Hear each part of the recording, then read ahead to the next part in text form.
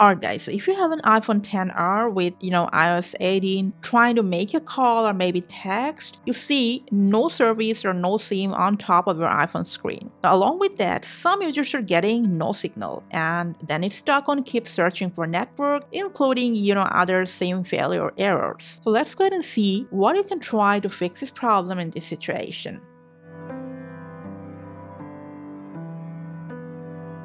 So we're going to start with the basics, and that is just swipe down your control panel and simply turn on airplane mode.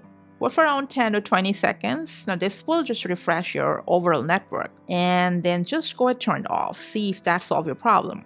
If that didn't, just go ahead and force restart your iPhone XR. Quickly press and release the volume up and down button and keep holding down the power button until the screen goes black. Alright guys, if that didn't solve your problem, the next best thing you can do is just go ahead, eject your physical SIM. Just to make sure, it's not physically damaged and installed properly. And you know what, sometimes just taking off the SIM and reinstalling it solves these types of issues.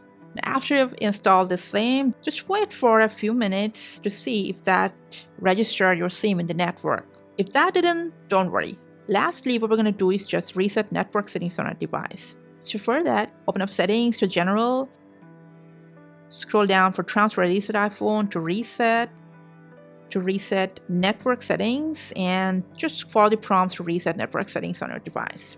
After the network settings resets, the problem should be solved. In case if it still persists and if that same SIM works fine with another device, just go ahead and contact Apple support. If that don't work with any device, you can contact your cellular network provider. Thanks for watching.